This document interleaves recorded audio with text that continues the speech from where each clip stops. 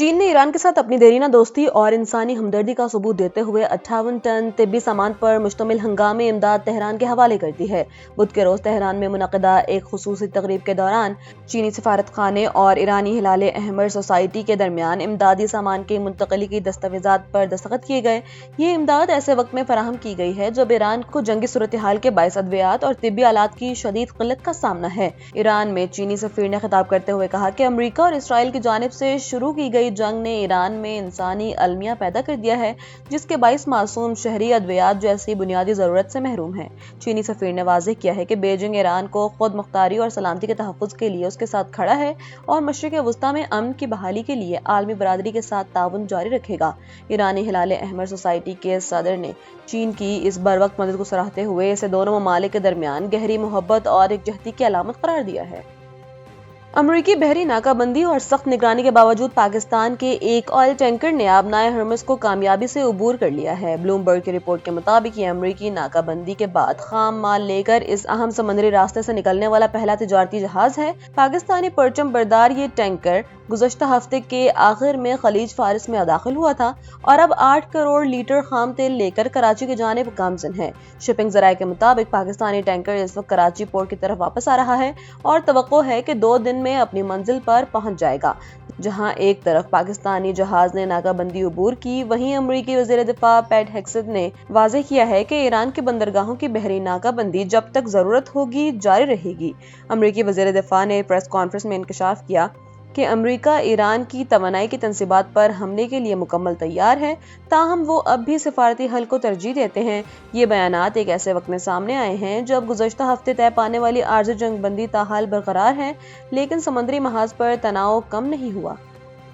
امریکی وزیر دفاع پیٹ ہیگسیت نے ایک حالیہ پریس کانفرنس میں واضح کیا ہے کہ ایران کی بندرگاہوں پر عائد بحری ناکہ بندی اس وقت تک ختم نہیں کی جائے گی جب تک امریکہ اسے ضروری سمجھے گا۔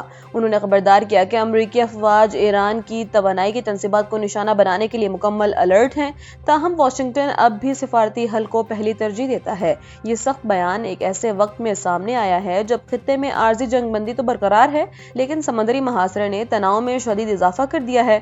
صدر ڈونلڈ ٹرمپ کے احکامات پر آبنائے ہرمز اور خلیجی علاقوں میں ایرانی بندرگاہوں کی ناکہ بندی جاری ہے۔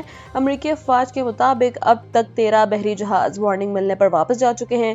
جنرل ڈین کینڈ نے واضح کیا ہے کہ ناکہ بندی کی خلاف ورزی کرنے والے کسی بھی جہاز کے خلاف بھرپور طاقت استعمال کی جائے گی۔ ایرانی حکام نے امریکی اقدامات کو مذاکراتی عمل کے لیے زہر قاتل قرار دیتے ہوئے کہا ہے کہ اس طرح کے اشتعال انگیز بیانات سے باہمی اعتماد کو شدید ٹھیس پہنچی ہے۔ خطے میں قیام امن کے لیے پاکستان ایک بار پھر متحرک ہو گیا ہے۔ پاکستانی وفد تہران پہنچ چکا ہے تاکہ امریکہ اور ایران کے درمیان نئے مذاکرات کے لیے پل کا کردار ادا کر سکے۔ امریکی صدر ڈونلڈ ٹرمپ نے ریاست نیواڈا کے شہر لاس ویگاس میں ایک تقریب سے خطاب کرتے ہوئے دعویٰ کیا ہے کہ ایران کے ساتھ جاری جنگ اپنے منطقی انجام کے قریب ہے اور اگلے 2 ماہ میں ختم ہو جائے گی۔ انہوں نے ایرانی عوام کو ذہین اور اچھے فائٹرز قرار دیتے ہوئے اعتراف کیا کہ وہ جنگ نہیں چاہتے تھے، لیکن جوہری پروگرام کی وجہ سے یہ قدم اٹھانا پڑا۔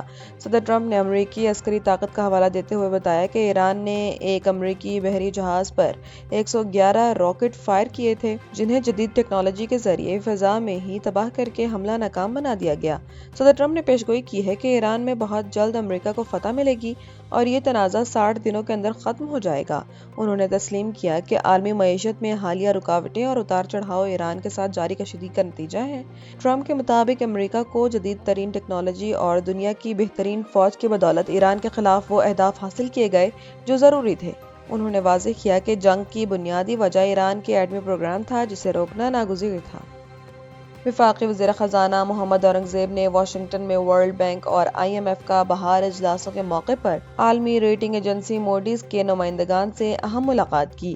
اس ملاقات میں انہوں نے پاکستان کی معاشی بہتری، قرضوں کی بروقت ادائیگی اور عالمی مالیاتی منڈیوں میں دوبارہ واپسی کے منصوبوں پر تفصیل سے روشنی ڈالی۔ وزیر خزانہ نے واضح کیا کہ پاکستان اپنی تمام بین الاقوامی مالیاتی ذمہ داریاں پوری کر رہا ہے، جس کی تازہ مثال یورو بانڈ کی کامیاب ادائیگی ہے۔ محمد اورنگزیب نے بتایا کہ پاکستان کی یورو بانڈ کی ادائیگی مکمل کر لی گئی ہے اور قرض دہندگان کو بروقت ادائیگیاں جاری ہیں۔ انہوں نے سعودی عرب کی جانب سے ملنے والی معاونت کو پاکستان کی بیرونی مالی پوزیشن مستحکم کرنے کے لیے ناگزیر قرار دیا۔ وزیر خزانہ نے انکشاف کیا کہ حکومت نے گزشتہ سال کے مقابلے میں کھاد کے زیادہ ذخائر یقینی بنائے ہیں تاکہ کاشتکاری کے سیزن میں کسانوں کو دشواری نہ ہو۔ توانائی کے شعبے میں سپلائی چین کی حفاظت اور مستحق طبقات کے لیے ڈیجیٹل سبسڈیز کی فراہمی کی حکومتی اقدام سے آگاہ کیا گیا۔ امریکی صدر ڈونلڈ ٹرمپ نے وائٹ ہاؤس میں میڈیا سے گفتگو کرتے ہوئے ایک بڑی سفارتی پیش رفت کا دعویٰ کیا ہے کہ ایران اپنا افسردہ یورینیم امریکہ کے حوالے کرنے پر راضی ہو گیا ہے۔ صدر ٹرمپ کے مطابق ایران ان تمام سخت شرائط کو تسلیم کرنے کے لیے تیار ہے جن کی وہ طویل عرصے سے مزاحمت کر رہا تھا۔ اس ممکنہ معاہدے کو مشرق وسطیٰ میں دہائیوں پرانی کشیدگی کے خاتمے اور عالمی امن کی جانب ایک بڑا قدم قرار دیا جا رہا ہے۔